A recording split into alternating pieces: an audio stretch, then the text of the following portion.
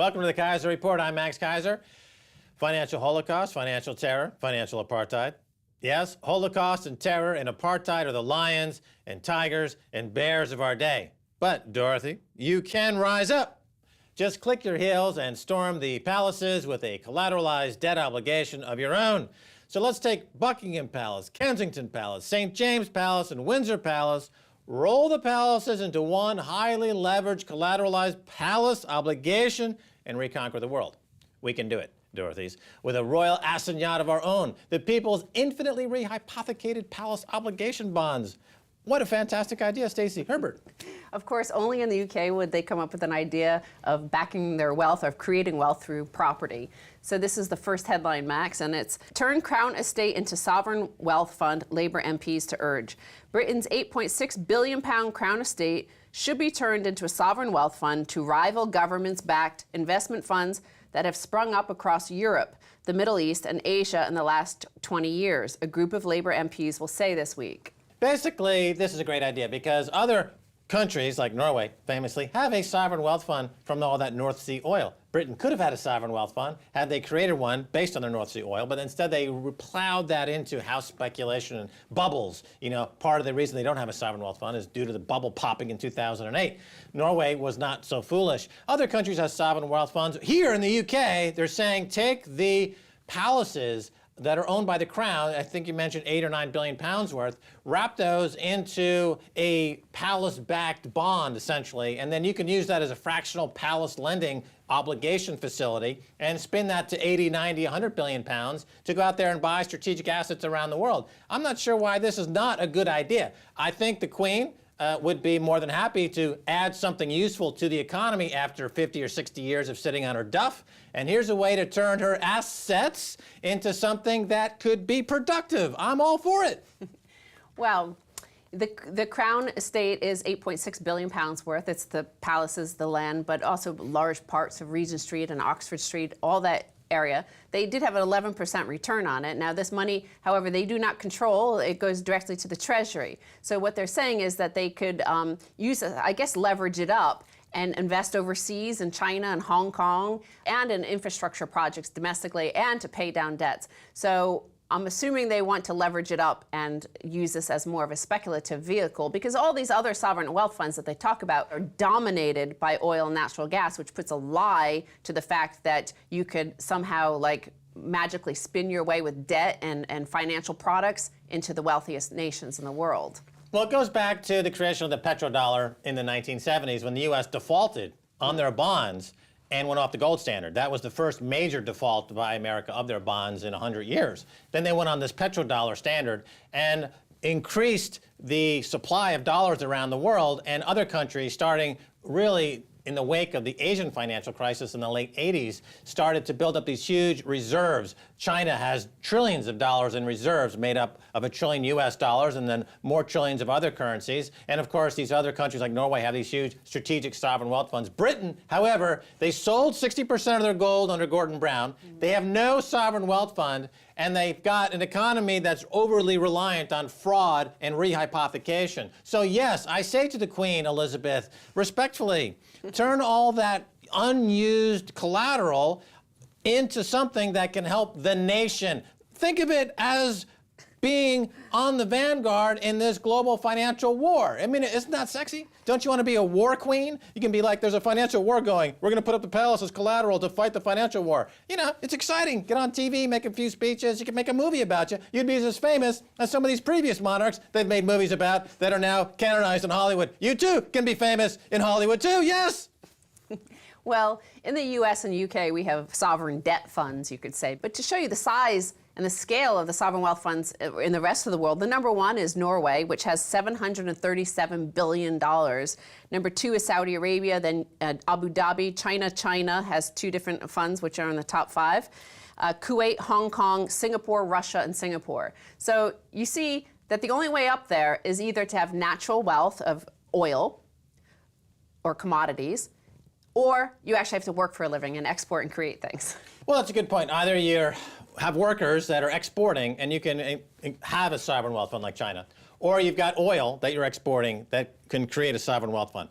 In the UK, you have neither. You'd have neither a robust export market, or do you have any more oil, because the North Sea oil is now basically kaput, and no amount of shale drilling is ever going to replace that supply of gas and oil. So, and I just want to correct myself, Helen Mirren did do an excellent job portraying Queen Elizabeth in the West End during some production where she wore the tiara and uttered a few nonsensical gibberish, as monarchs do. But here's what I'm saying: go big time. Go big. Go big, big, big, big, big. Don't settle for just a West End production of your life. Get a big freaking Hollywood thing going on. You can do it if you put up the palaces as collateral for a sovereign wealth-based, rehypothecated debt obligation bond that will take, she could probably buy the Singapore Sovereign Wealth Fund. And then just take that. Think imperial. You're a queen. Think like a queen. Jesus. Well, speaking of a queen, David Cameron is in my next headline. David Cameron, profit and tax cuts are not dirty words. So the Prime Minister told the Tory conference that firms must be responsible and accused Labour of anti-business agenda. So he said that this is no longer the party. We're not going to say that profits are a dirty word. I'm saying if David Cameron really believes that profits not a dirty word, then why not go to Google, Amazon, and Vodafone and say, well, if you're making all these profits, then why don't we tax you on those profits? In other words, these companies, Google, Amazon, Vodafone, and others, they don't believe in profits because then they'd have to pay taxes. So they don't report any profits, or barely a minuscule amount of profits. True. You know what I'm saying? Yeah. Okay, here you have the companies that sponsor David Cameron. They don't believe in profits enough to report them. So David Cameron, or here's another thing. How about the taxpayer in the UK are taxed only on their profits instead of their total revenues? Like a corporation. Corporations are only taxed on revenue and on profits that are adjusted after all the deductions. How about taxpayers saying, well, after I adjust all my revenue in the same way a corporation does, oh, by the way, I didn't make any profits last year, therefore my tax liability should be zero. Either have one or the other. As I've said before, David Cameron, you're a duplicitous douche, and you should STFU. Or just go away, nobody likes you. Just STFU, just go away. Well, this is Hollywood accounting, to never have profits. So this is something that he aspires to anyway. They want to attract Hollywood. He and George Osborne have talked about attracting Hollywood. They have more Hollywood productions here than Hollywood. So this is something that they want. And this is the accounting methodology of his government, where they never have a profit. That's part of the reason why we only have sovereign debt funds, is so that they could always say, oh, we're always in debt. We can't give you anything in exchange for all the taxes you're sending us. Well, at least in all these other 15, huge sovereign wealth funds around the world, they're getting something in exchange for all their national wealth. Here we get nothing but the Queen waving every once in a while when she drives past. Look, Cameron is a special purpose vehicle, an SPV. And he's just a receptacle to put a lot of garbage rhetoric that he spews on the BBC. But when you add it all up and monetize what it's worth, it's negative value. He's actually dragging this, he's a negative sovereign wealth fund. Every time he opens his mouth, the sovereign wealth of Britain drops. Britain's sovereignty would increase if this guy STFU'd. Well, one of the big backers of the Tory party, the Conservative Party, and David Cameron is Wonga. So speaking of profits, they're in this final headline here. Payday lenders are taking money they shouldn't from bank accounts.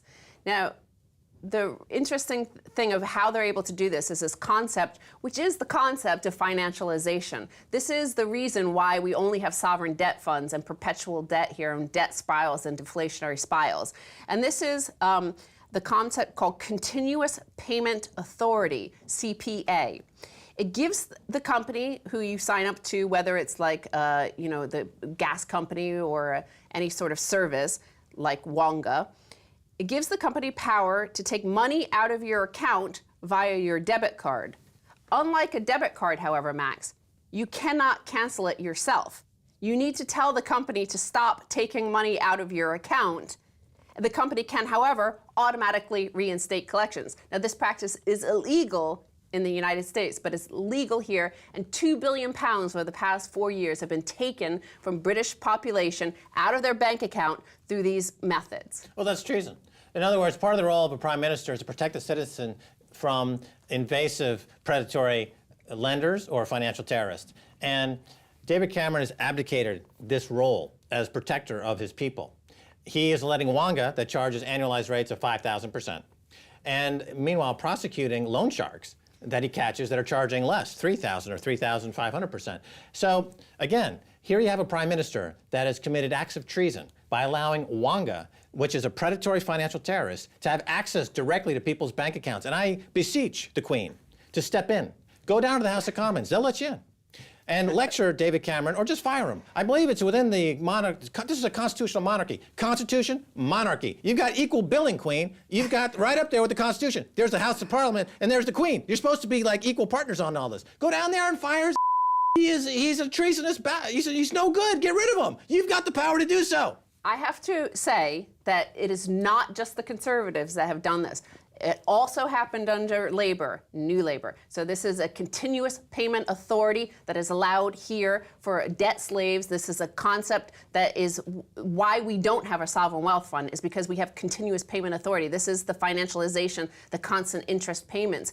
Now, in 2009, the law changed so that if you tell your bank to cancel the payments, they must do so. If the bank continues to allow payments out of your account, then in theory it needs to refund you and reimburse the charges. However, banks have not always applied these rules because there's different regulatory authorities controlling the banks and then the payday lenders. And they're neither saying that the other party is responsible, they say, for taking these continuous payment authorities. Well, I mean, HSBC would have to take time off from laundering money for Mexican drug cartels when they're responsible for the death of 60,000 Mexicans beheaded to launder money for HSBC. They'd have to take a break from doing all that. Hey, don't diss the profits, man. Oh, yeah. No matter where they come from, it's all good. All right, Stacy Herbert, thanks so much for being on the Keiser Report.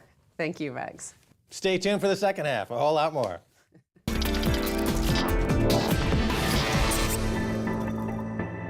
Welcome back to the Keiser Report. I'm Max Keiser. Time now to go to New York. Speak with Dr. Michael Hudson, author of The Bubble and Beyond. Michael Hudson, welcome back to the Keiser Report. Thank you very much, Max. All right, Michael Hudson, despite interest rates at record lows, the Prime Minister here in the UK has had to introduce a scheme to underwrite 15% of the deposit on properties valued at up to £600,000. What does this tell you? It tells me that England is doing exactly the same thing that Australia and the United States are doing. Their banks are in trouble, and what they want to do is reinflate the real estate market so that the prices will be high enough to cover all of the bad loans that British banks have made. In Australia, they're giving similar pushes. In the United States, the Federal Housing Authority has said, well, we can lend money, government guaranteed loans to home buyers up to 43% of their wages. So what you're seeing is a huge transfer payment of wages into the hands of the banks, making loans to buy high-priced real estate. And the amazing thing is that in London, just as in America and Australia, they're saying that homeowners are getting rich from the rising price of their homes that the government is pushing up, when they're not getting rich at all. They're just getting further in debt, and it's the banks that are bailed out. So while the London government is pretending to help homeowners, they're really helping the banks. Right. You started off by saying that the banks are in trouble, so they are bringing in this government-backed scheme. But they're pushing it here in the UK as an opportunity for people to get on the property ladder, as it's called. But as you're pointing out, this is about, once again, bailing out the banks, correct? That's correct. All right, let me ask you this. You know, when the government subsidizes the property market and people can use their homes as collateral to go to the bank and take money out, the so-called turning your house into an automatic teller machine, they're subsidizing people who are now part of this new rentier class in the UK. At the same time, Dr. Hudson, they're penalizing people who are on so-called benefits. They're victimizing one group of people that the government subsidizes, but they're lauding another group of people that are also being subsidized by the government. I have called this financial apartheid. They're discriminating against one group of people using finances and using interest rates. Your thoughts? Well, there's a deception here. You use the term that they use your home like a piggy bank. When you take money out of a piggy bank, you don't owe a debt. You simply have let saving. But what they really mean is instead of taking money out of the piggy bank, take out a loan and you're going to have to empty your piggy bank in the future. And the future saving that you do to pay this money that you're borrowing is going to take the form of paying down a debt, not of accumulating money in a bank account. So they, by using the rhetoric to pretend that what they're doing is helping the homeowners, they've turned economic language upside down and made it appear as if people actually have a bank asset when actually it's going into debt. They call debt saving, and that's crazy. All right, let's talk about the U.S. housing for a second. In the U.S., the property market is also booming, but half of the properties being sold are paid for entirely in cash, primarily from private equity and hedge funds using their own cash, of course, or other people's cash. Talk about this phenomenon. Well, that's not a bubble phenomenon. That's the actual reverse. Now that the Federal Reserve has lowered interest rates, as you pointed out, to under 1% for bank borrowing, the pension funds and the hedge funds saying, how are we going to make money more than the 1% that we can get in government bonds? So all of a sudden, instead of making loans to people to buy property, they're buying distressed properties, buying them up for at very low prices from the banks. And the way to make money now is by buying a house and renting it out. Well, the same thing is happening in America today that did happen during the bubble. When you have absentee owners buying houses, all of a sudden, what are they going to do? They're going to look around to find somebody who's willing to rent the house so that they can make a profit to cover their current expenses, as well as making the capital gain they want. So the higher that house prices go in these hedge fund areas, the lower the rents go, because now they're looking for somebody to buy for rent. So what you're having indeed is 100% hedge funds coming in. They're hoping now that they can sell out is a capital gain, and in fact, they've made 20% over the last 2 years on the run-up so far. But now the Federal Reserve has the following problem. The economy is not recovering. People are not having enough jobs to pay high rent. So all of a sudden, all these hedge fund purchases need somehow to get the market pushed up so that they can cash out and take their capital gains at the expense of homeowners, at the expense of people who are actually going to live in these homes. And that's what economic policy is all about in the United States right now. Well, if we look at the recent history of these financial predators going back 5 or 6 years, they were making these no-income, no-asset loans, ninja loans, to people really in a way that was completely asymmetric, if you will, in terms of the risk, because the banks were able to sell that risk on, where the homeowners accepted all the risk. They got these homeowners into enormous debt. Then all the banks decided, you know what, we're going to go into debt. We're going to have a banking crisis because we inflated a huge bubble. Then they went in and they illegally foreclosed on these properties. They stole the property from these people that they fraudulently sold the mortgages to begin with, and trading on inside information against their own clients, as Goldman Sachs did. Now what you're saying is 5 or 6 years later, after basically throwing these people out into the street, they end up buying them for all cash with money that they get at 0% interest rate. They charge them rent on people that were living there to begin with, and now they're in a crisis again, which will probably lead to another bailout of the hedge funds like we saw with long-term capital management. Is that about it? That's exactly what's happening, Max. You've got it. Okay, so here you have a class of predatory financiers. I mean, in the UK, it's amazing to me that having the experience of Fannie Mae and Freddie Mac, the UK seems like they're going to replicate an enormously flawed policy, and nobody seems to be calling it on them in the media, in the press, or in the City of London. And yet we know that these policies are going to fail. I've said that within 24 months, this UK housing bubble that George Osborne has created will collapse. Do you think my estimate is too aggressive, or go ahead. Suddenly you've changed your language, Max. First of all, you say that the banks have pulled a great ripoff. You're absolutely right. And then you say this is a failed policy. It hasn't failed. It's screwed the people to help the banks. The banks are the people who run the government. That hasn't failed. That's a great success. Impoverishing the country, turning England into Greece, turning America into Latvia. That's their definition of success. That's not a failure. You've got to decide, is this which side are you on? Well, if I remember my Adam Smith, who wrote Wealth of Nations, this seems to be a repudiation of everything that was talked about during the Enlightenment, and now we have the bankruptcy of a nation using financial weapons of mass destruction, as Warren Buffett has called it, for the express purpose of impoverishing people. Why? Is that wrong? That's absolutely correct. So if you're going to do the opposite of Adam Smith, what do? You make a big public relations campaign saying, Adam Smith is our patron saint.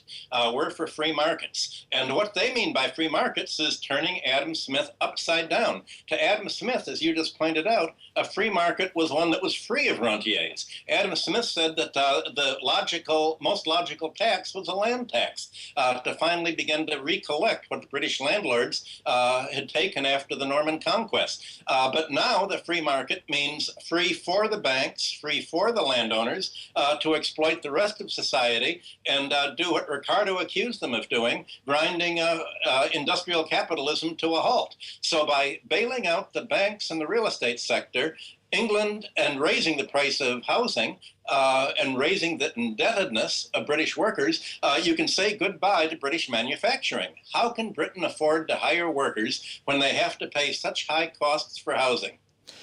Right. Now, I want to get your comment to something that David Cameron said recently at his conference party speech. He said that Britain should not be afraid of profits and that profits is not a dirty word. But when I think about companies like Amazon, Google, and Vodafone here in the UK, they don't like profits because if they reported their profits, they'd have to pay taxes, which they don't. So is he just foolish? Is he inept? Is he, what's his problem? Is he just stupid, David Cameron, or is he just a tool of the bankers? All of a sudden, there's a use of the word profit in a different way. You know, in our country, the hotel queen, the Queen of Mean, Leona Helmsley, said, only the little people pay taxes. You can say of Amazon and the others, only the little people make profits. Rich companies don't make profits. They make capital gains. They expense all of their profits, pretending to take them in offshore banking centers. I think either Amazon or Google operates out of Ireland or out of centers just like the oil companies operate out of flags of convenience. So the idea is not to declare a profit on your income. So if you look at the corporate profit statements and you compare them to the national income and product accounts, they're completely different because the government knows that all of these fictitious losses are not really losses.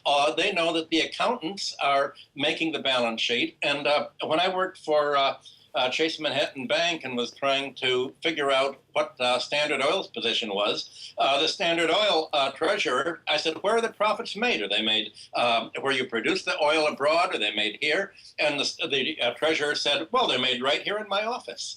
We make them wherever we find that we don't have to pay taxes on them. It's all a just pretend fictitious game. And you'd think that the law says you're not allowed to make a accounting statement that is unrealistic and to do a transaction solely for the purpose of avoiding taxes. And yet that's what most of the corporations do today. They make offshore balance sheet items. They make all sorts of foreign affiliates and banking enclaves for the sole purpose of not reporting profits in the countries where they're high, like Europe and North America. Dr. Michael Hudson, I want to get your quick comment on something. I've noticed that Apple Computer's got about $150 billion parked offshore. They don't bring it into the United States because they don't want to pay taxes on that money. Here you have Carl Icahn, a corporate raider, having lunch and dinner with the CEO, Tim Cook, saying that we're going to get them to buy back their own stock. He tweets about it after he's bought the stock, and he makes $1 billion doing so. Isn't this just kind of like violating everything anyone would hold sacrosanct about markets and free markets? You've got insider trading, market manipulation, offshore tax avoidance, all wrapped up in one scenario between Carl Icahn and Apple. Is this the most egregious example of corporate malfeasance you've ever seen? It's an exercise in surrealism. Here you have Apple, which is the most cash-rich company in the world, with over $50 billion. If there's any country in the world that doesn't have to borrow, that's Apple. What Icahn is doing is worse than what you described, Max. He's saying Apple should borrow the money here to buy its own stock. So despite having this huge cash savings offshore, it should borrow here and use the money not to make a profit, not to invest in more research and development, not to buy other companies that are useful for what it's doing, but simply to buy its own stock and make money from money financially. So essentially,